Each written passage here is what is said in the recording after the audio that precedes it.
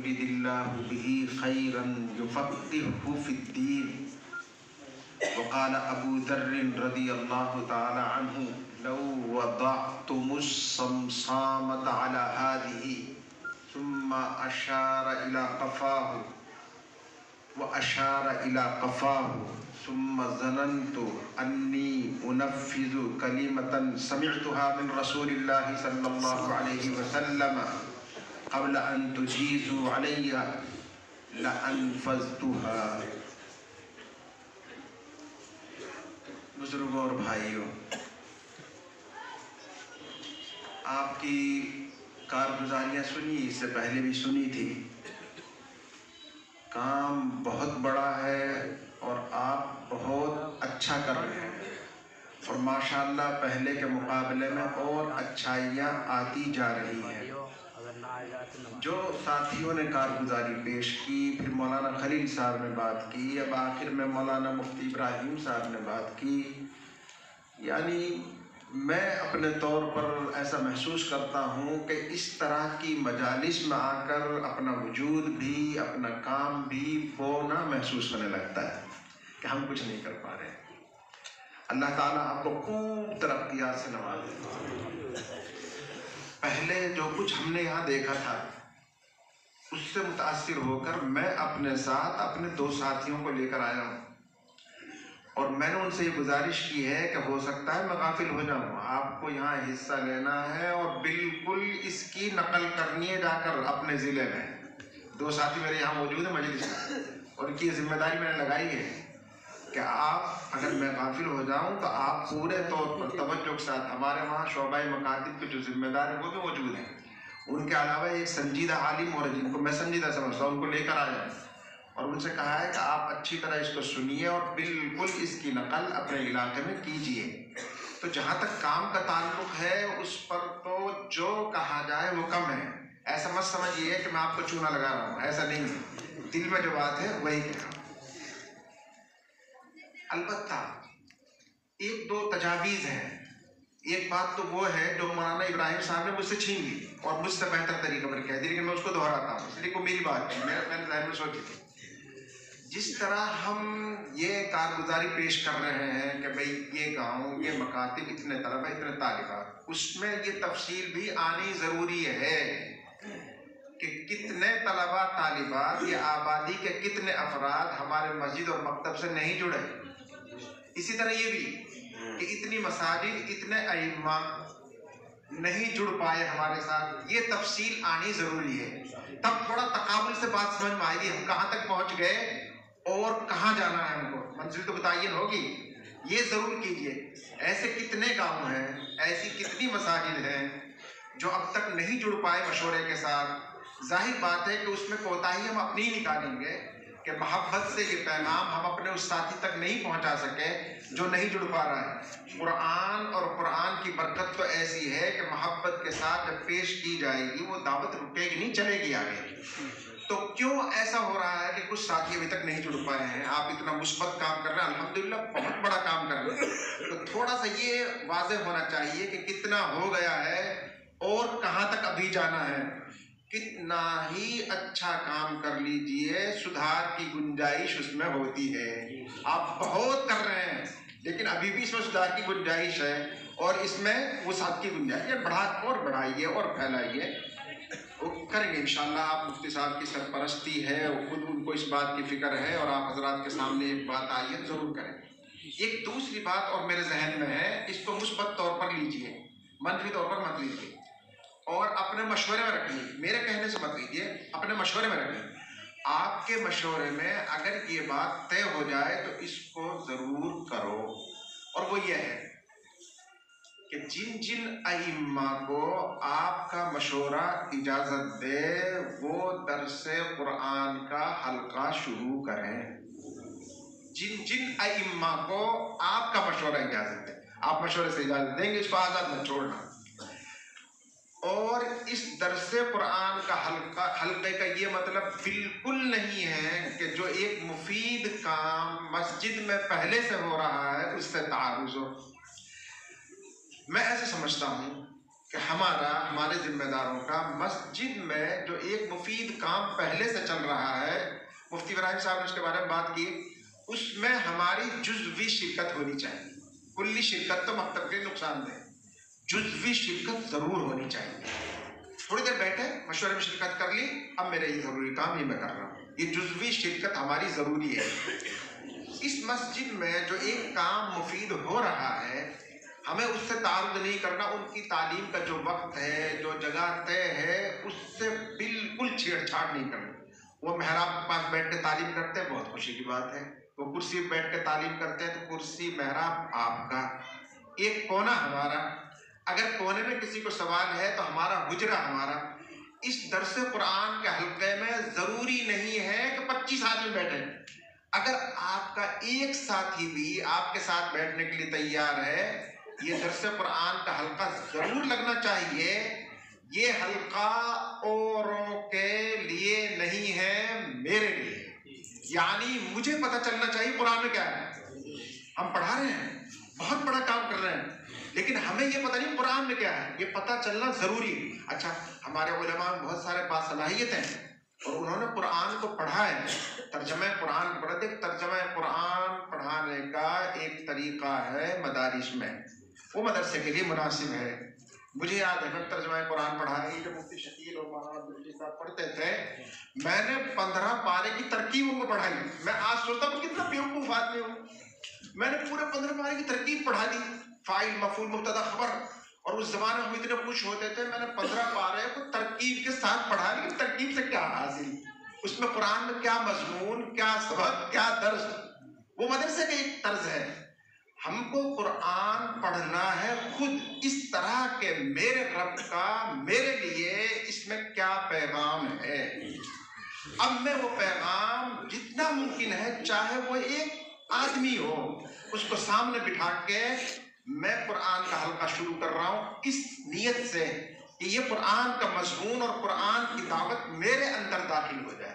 اس طرح اس کو شروع کیجیے. لیکن آپ کے مشورے سے اجازت، میرے کہنے سے یہ مت کیجیے. آپ اپنے مشورے میں یہ بات لائیے، تجویز میں لائیے. جب طے ہو جائے اور آپ کے مشورے کے حلقے سے یہ بات چلے آگے کہ فلاں صاحب یہ کام کر سکتے ہیں، تو ان لوگوں کو ضرور شروع کرنا چاہیے. آپ کو لگے گا، مجھے لگے گا کہ اب تک جو قرآن کو یوں ہی سرسری پڑھتے چلے جا رہے تھے، اب پتہ چلا کہ میرا رب میرے سامنے کیا تقاضے ڈال رہا ہے، میرا رب مجھ سے کیا چاہتا ہے.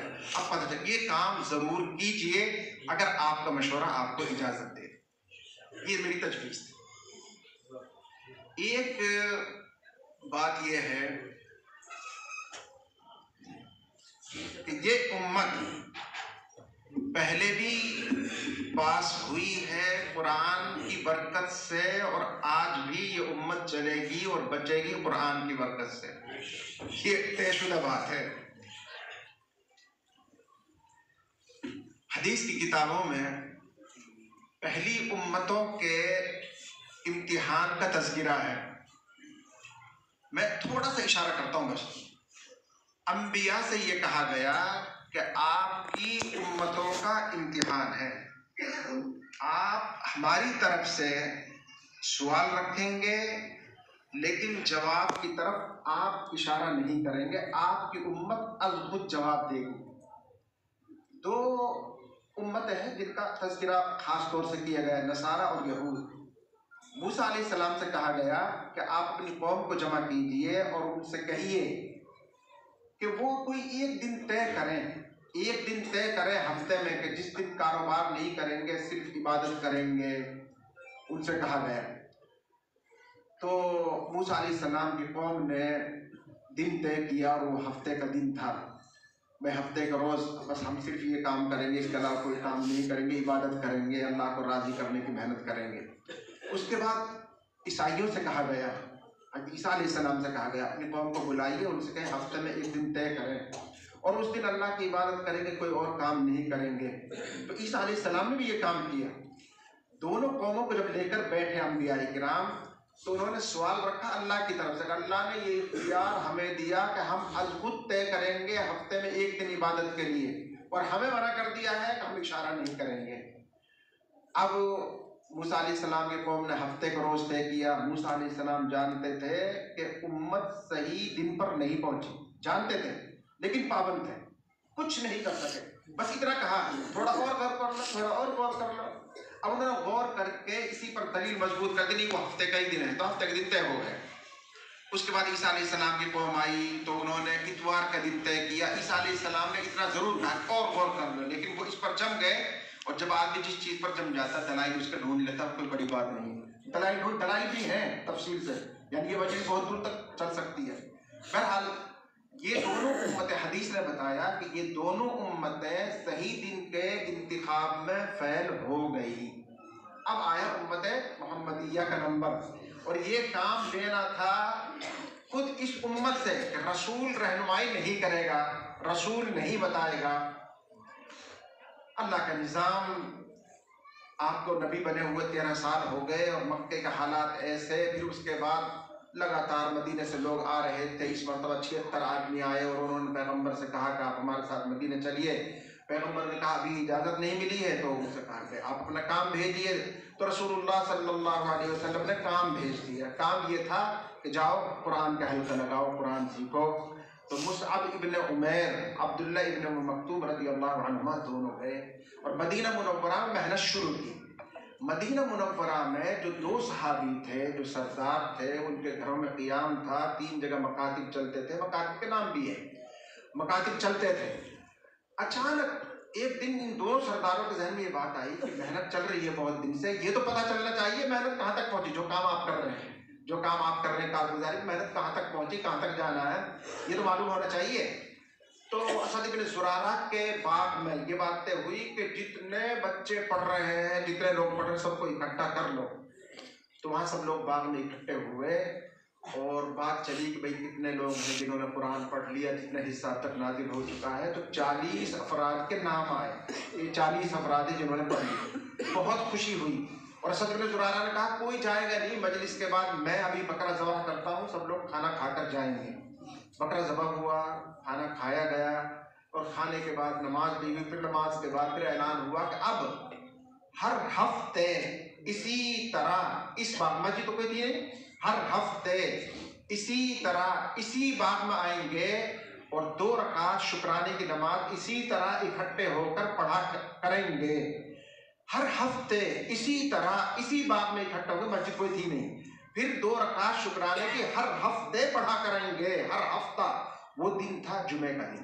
ہر 7 دن کے بعد جمعہ کے دن آئے گا، پھر اسی طرح 2 رکعت. یہ یہاں قصہ پیش آیا ہے، یہ قصہ یہاں پیش آیا ہے. اور مکہ مکرمہ میں رسول اللہ صلی اللہ علیہ وسلم موجود تھے. وہاں آج جبریل امین آئے تو کچھ اور طرح سا ہے. جبریل امین کے ہاتھ میں ایک شیشہ آئینہ ہے، اس کے بیچوں بیچ ایک تاغ ہے اور اس کو ایسے ایسے گھما رہے ہیں اور اس کی روشنی نکل کر رسول اللہ صلی اللہ علیہ وسلم تک جا رہی ہے. تو آپ نے پوچھا آج یہ نئے طریقہ کیسا، آپ آج الگ شان کے ساتھ آئے ہیں؟ تو جبریل امین نے کہا کہ یہ جمعہ کا دن ہے، یہ پورا جمعہ کا دن ہے اور اس میں ایک بیچ کی جو روشنی ہے یہ مقبولیت کا وقت ہے. اپنی امت سے کہیے، اپنی امت سے کہیے کہ جمعہ کے دن کو لازم پکڑیں، عبادت کے لیے خاص کریں، اپنی امت سے کہیے. تو رسول اللہ صلی اللہ علیہ وسلم نے یہاں سے مکتوب لکھا، اسد بن زرارہ کا نام، مصعب بن عمیر کا نام، عبداللہ بن مکتوم کا نام، کہ جمعہ کے دن کو عبادت کے لیے خاص کرو. یہ مکتوب آپ کا پہنچ رہا ہے بعد میں، اور امت جمعہ کے دن کو طے کر چکی ہے پہلے. اب تصدیق آ رہی ہے، مہر نبوت آ رہی ہے کہ تم صحیح مقصد تک پہنچ گئے. میرے بھائی یہ بتاؤ، پہلی 2 امتیں فیل ہوئی، یہ امت جمعہ کے دن کو پکڑنے میں کامیاب ہوئی قرآن کے مکتب کی برکت سے.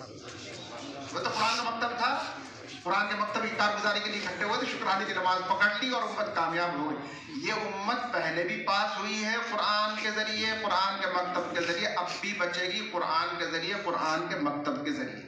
اس لیے کام بہت اونچا ہے، جو کر رہے ہیں اس کو لازم کریں. کہاں تک کرنا ہے؟ دیکھو جو حالات مفتی ابراہیم صاحب نے بتایا، اصل شکوہ کسی دوسرے سے نہیں ہے، وہ اپنا آپ سے ہے. اگر میں نے طے کر لیا تو کوئی رکاوٹ نہیں رہے گی. میں کمزور ہوں تو رکاوٹ آتی ہے، ہر حال میں کام کرنا ہے. نہیں، جو نظام ہے، جو نظام ہے. کام ہر حال میں کرنا ہے۔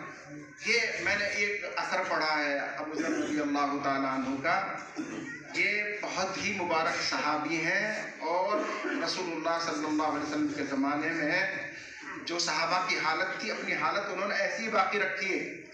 جہاد کی برکت سے صحابہ کے یہاں اللہ تعالیٰ نے اتنی وسعت دی تھی کہ لوگ یوں کہتے ہیں جب ہم صحابہ کے یہاں قرض مانگنے جاتے تھے جہاد کی برکت سے، یوں کہتے تھے جب وہ کونے میں وہ دینار اشرفیہ پڑی ہوئے کٹے بھر لے جاؤ، اتنا اللہ نے ان کو دیا تھا۔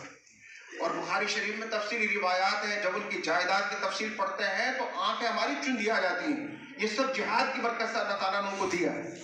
تو بہت، لیکن ابو ذر غفاری نے یہ طے کیا کہ جیسا حضور کے زمانے تھا ایسے ہی رہوں گا، کبھی بھی آپ نے شام کا کھانا یا اس کا انتظام اپنے لیے نہیں رکھا، جو اب دوپہر میں ختم کر دی، شام کو اللہ کے حوالے، ملے کھائیں گے نہیں تو بات۔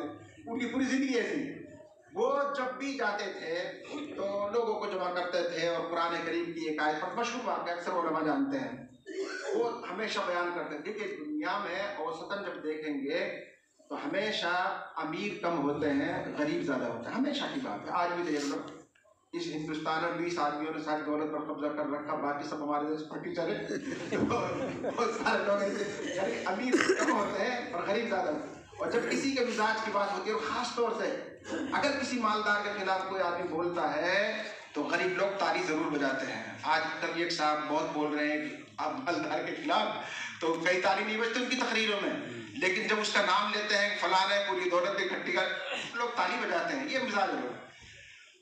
تو حضرت ابو ذر غفاری رضی اللہ تعالیٰ عنہ ہمیشہ ایک تقریر دیا کرتے تھے، کہیں بھی مسجد کے کمرے کے ساتھ لگ گئے اور یہ آیت پڑھتے تھے والذین یکنزون الذهب والفضة ولا ينفقونها في سبيل الله فبشرهم بعذاب أليم يوم يحمى عليها في نار جهنم فتقوى بها جباههم وجنوبهم وظهورهم، اور تفصیل بیان کرتے، سارے غرباء اکٹھے ہو جاتے تھے اور وہ تقریر بیان کرتے تھے۔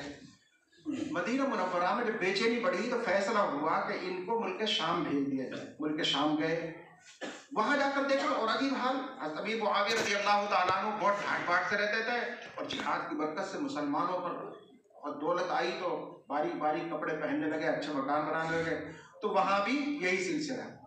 امیر معاویہ رضی اللہ تعالیٰ عنہ سے براہ راست مناظرہ بھی ہوا اور امیر معاویہ کی دلیل مضبوط ہے کہ یہ بات سچی ہے، امیر معاویہ کی دلیل مضبوط تھی اور حضرت ابو ذر کی دلیل کمزور تھی، لیکن ابو ذر رضی اللہ تعالیٰ عنہ کا علمی اور صحابیت کا جو مقام تھا وہ بہت اونچا تھا، اس لیے امیر معاویہ زیادہ ان کے منہ نہیں لگتے تھے۔ انہوں نے حضرت عثمان غنی رضی اللہ تعالیٰ عنہ کو خبر بھیجی، اسی طرح اس مصیبت سے جان چھڑاؤ اور ان کو واپس مدینہ بلاؤ، تو خط بھیجا۔ ابو ذر غفاری رضی اللہ تعالیٰ عنہ مدینہ منورہ آ گئے۔ یہاں آتے ہی پھر دوبارہ مسجد نبوی میں جہاں بھی تقسیم تھی، کچھ امیر تھے کچھ غریب تھے، وہ بس حلقہ لگانے کی کام شروع ہو۔ عثمان غنی رضی اللہ تعالیٰ عنہ نے ایک بڑے عالم کعب احبار کو تیار کیا کہ آپ کی ذمہ داری ہے ان سے مناظرہ کیجیے اور ان کو قائل کیجیے۔ مجلس لگی، کعب احبار بیٹھ گئے، عثمان غنی رضی اللہ تعالیٰ عنہ بیٹھ گئے اور سوال جواب شروع ہوا۔ ابو ذر غفاری نے اپنا نظریہ رکھا، یہی آیت کریمہ، تو کعب احبار نے اس کے جواب میں یہ کہا کہ یہ آیت کریمہ بنو اسرائیل کے بارے میں نازل ہوئی ہے اور جو مسلمان مال جمع کرتے ہیں اور اس کی زکوٰۃ ادا کر دیتے ہیں پھر ان کے مال کو کنز نہیں کہا جاتا ہے، یا ان کے لیے یہ عذاب نہیں جو قرآن میں بیان کیا گیا ہے۔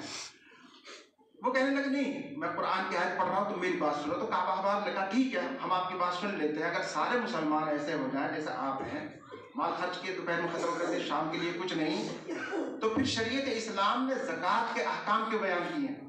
زکوٰۃ تو مال پر سال گزرتی ہے تو زکوٰۃ فرض ہوتی ہے، حولانہ حول کے بعد۔ اگر یہی ہے کہ سب ایسے ہی رہیں جیسے آپ غریب ہیں تو پھر زکوٰۃ کے مسائل کیوں ہیں؟ جب زکوٰۃ ادا کر دی جاتی مال پاک ہو جاتا ہے۔ جب یہ بات آئی تو ابو ذر غفاری نے محسوس کیا کہ میرے پاس کوئی دلیل نہیں، اور یاد رکھیں بڑے لوگ جب یہ محسوس کرتے ہیں کہ میرے پاس دلیل نہیں اور چھوٹا منہ چوری کر رہا تو پھر تھپڑ ہی چلتا ہے۔ تو ابو ذر غفاری کھڑے ہوئے، اس کی لاٹھی وہاں رکھی ہوئی تھی اور لاٹھی لے کے دوڑے، میں قرآن بیان کرتا ہوں تو میرے سامنے دلیلیں لگاتا ہے۔ تو کعب احبار چھوٹے متابعی ہیں، انہوں نے رسول اللہ صلی اللہ علیہ وسلم کو نہیں دیکھا۔ اب کعب احبار جان بچانے کے لیے دوڑے مجلس یوں ایسے، اور ابو ذر غفاری یوں پیچھے پیچھے، ہاتھ نہیں آتے، گول دائرے میں دوڑتے رہے، تو لاٹھی لمبی کر کے ماری، آدھی لاٹھی عثمان غنی کو اور آدھی لاٹھی کعب احبار کو۔ اب مسائل مدینہ منورہ ختم ہوئے تو ان سے کہا گیا کہ آپ جا کر قریبی ایک جگہ ربضہ گاؤں اس میں جا کر رہو، تو وہاں جا کر رہے، پوری زندگی وہیں گزاری، وہیں انتقال ہوا۔ اور ان سے کہا گیا کہ آج کے بعد آپ حکومت کی اجازت کے بغیر نہ مسئلہ بیان کریں گے نہ تقریر و باز کریں گے۔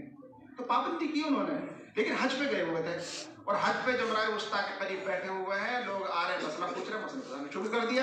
ایک آدمی نے کہا آپ پر تو حکومت کی طرف پابندی ہے، تو اس وقت کہا انہوں نے لو وضعتم الصمصامۃ علی ہذہ، اگر تم لوگ تلوار لے کر آؤ اور میری گردن پہ یہاں رکھو، اپنی گردن کی طرف اشارہ کیا، واشار الی قفا، ثم ظننت، پھر میرا یہ یقین ہو کہ انی انفذ کلمۃ سمعتها من رسول اللہ صلی اللہ علیہ وسلم، کہ میں وہ ایک کلمہ، ایک بات کہہ سکتا ہوں جو میں نے حضور سے سنی ہے، اس تلوار کے چلنے سے مجھے پتا تلوار چل رہی ہے، بس ایک کلمہ میں کہہ سکتا ہوں، ایک حدیث میں سنا سکتا ہوں، قبل ان تجیزوا علی، تلوار کے میرے اوپر چلانے سے پہلے، لانفذتها، میں وہ ایک بات، ایک آیت کہہ دوں گا، پہنچا دوں گا اور مر جاؤں گا، لیکن یہ کام ضرور کرتا رہوں گا۔ حالات کیسے ہی ہیں، کیسی ہی نوعیت ہے، اور یہ یقین ہے کہ حالات گھیر کے ہمارے وجود کو ختم کر دیں گے، زمین میں ہمیں دھسا دیں گے، ہم کو مٹا دیں گے، ہمیں یہ کام کرنا ہے اور کرتے کرتے مر جانا ہے۔ آپ کر رہے ہیں، اللہ تعالیٰ آپ کو حوصلے دے، ہمت دے،